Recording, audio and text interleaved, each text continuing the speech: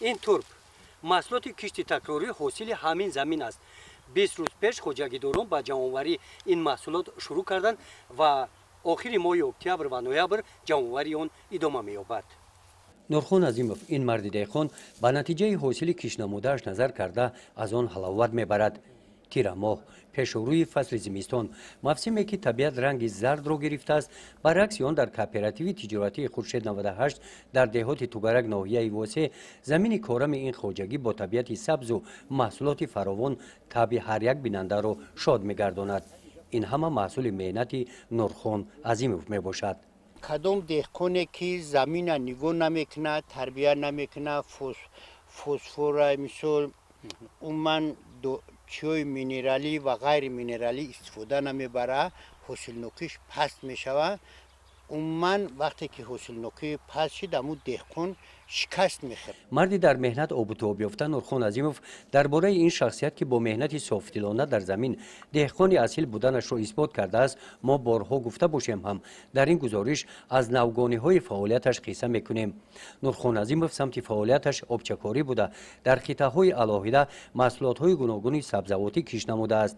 او را آبادی بازار غذایی ناحیه میگویند، زیرا تامین کننده اساسی بازار خوراکی ناحیه با این محصولات تر و تازه در همه موسم او می باشد و محصولات هایی که امک نورخان کشت نموده است با استفاده پاروی محلی پرورش یافته از لحاظ اکولوژی تازه می باشند. تازه اکولوژی ما عموما سلیتر بسیار استفاده نمیبرم. عموما این اگر باور نکنین اینا مثل پارو میارم میریزم در زمین میزنم، اما پارو خودش حاصل ما شروع میکنه دیگه. امو نیتروژن هم حجت نیسته. در این قطعه زمین در مساحت 10 سوتیق زمین گلکرم هم محصولات کشت تکراری است. از همین جا همه روزه تا 100 کیلوگرم این محصولات به بازار برآورده می شود. کرم این خودش محصولاتی هسته که حاصل فراوان داره. برای امو خوجگی امو سوم شم سوزه و حاصل شم سوزه برای پیشروی خوجگی و همین خاطر ما گلکرم، کپوس و دیگر محصولات خوجگی قشلاق پرورش میکنیم. مهنت طلبه نسبتاً به پامیدور و نسبتاً به سبزی و نسبتاً به او این کارش کمتره. برای که مثال یک سبزی را چیندنده برای 1 کیلوش خیلی مهنت میکنی، میچینی، میشوی، مهنت میکنی. این گلکرم خیامو میگیریش یک برای 2 کیلو، 3 کیلو، 1.5 کیلو. او زود گویا که همی به مهنته.